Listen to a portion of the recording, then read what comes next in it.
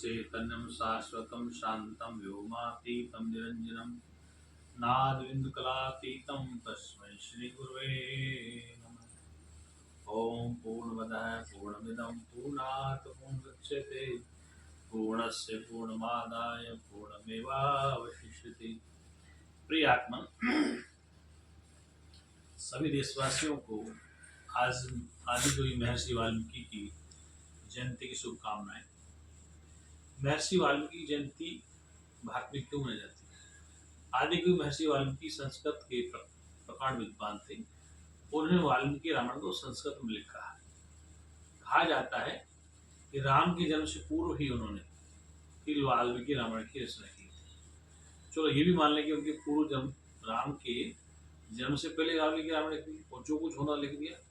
ये भी अगर स्वीकार करें तो कितनी दिव्य दृष्टि उनके लिए भी, कितने दूरदर्शी विद्वान थे और संस्कृत प्रकांड विद्वान थे। और महर्षि वाल्मीकि बड़े तपस्वी, योगी, ध्यानी और ब्रह्मवेता, तत्ववेता थे, जिन्होंने संपूर्ण भारत को, पूरे विश्व को बहुत बड़ा अच्छा वाल्मीकि रामायण ग्रंथ दिया। आदिकवि कहते हैं उनको, मतलब कि प्रथम संस्कृत का ज्ञान उनको था।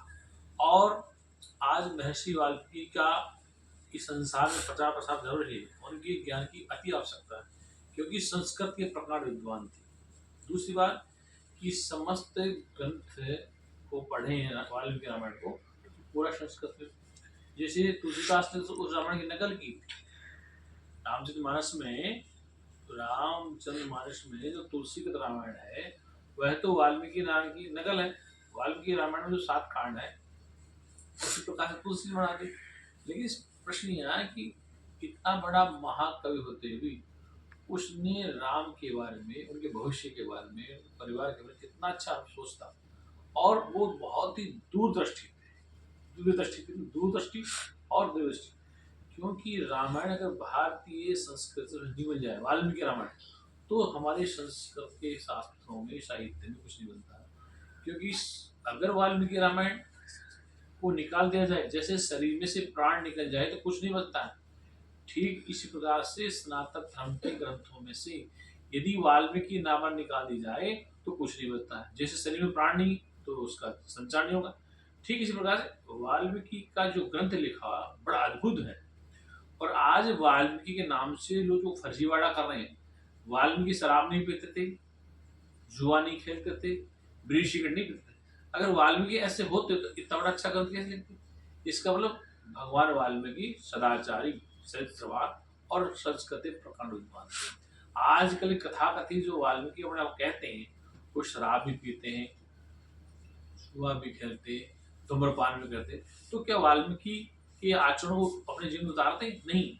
अगर वाल्मीकि जयंती को सच्ची श्रद्धांजलि आज है तो सबको, भारत के युवाओं को, भारत की प्रत्येक महिला को, भारत के प्रत्येक नागरिक को उनके आज की जयंती का सबसे बड़ा श्रद्धांजलि होगी जयंती का, कि वाल्मीकि ऋषि का जो जीवन चरित्र था, सदाचार, विद्वता, ब्रह्मनिष्ठा, तत्ववेता और शास्त्र ज्ञान अध्ययन, न उनके जीवन में नशा था, न उनके कोई ऐब था। तो आज का जो समाज है, वाल्मीकि की फोटो लगा करके जो कुकृत्य करा वो ठीक नहीं।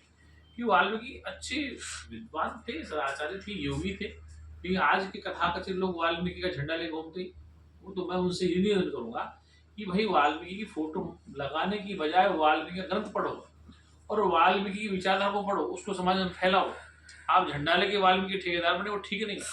ठीक है, फोटो लेके चलो, लेकिन उस महापुरुष ने समाज को ज्ञान का क्या संदेश दिया है उसको जाना अति आवश्यक है। किसी भी महापुरुष का फोटो लगा के अगर हम उनका अनुपालन नहीं करते, उनके सिद्धांतों को जीवन में नहीं उतारते, उनके विचारों को नहीं ग्रहण करते, तो हमारा ये जयंती मनाना व्यर्थ चला जाएगा।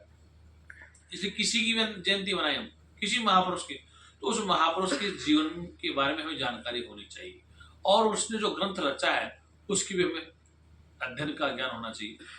तो उनके जीवन को समझकर अपने जीवन में आमूल परिवर्तन करना चाहिए, तब तो आप वाल्मीकि ऋषि के अच्छे अनुयायी हैं। और यदि आप ऐसा नहीं करते, केवल उनकी फोटो की आराधना करते हैं, पूजा पाठ करते हैं और उनके सिद्धांतों को अपने जीवन में नहीं स्वीकार करते, अंगीकार नहीं करते, तो आप वाल्मीकि ऋषि के सच्चे प्रचारक नहीं। बोल सच्चिदानंद भगवान की जय।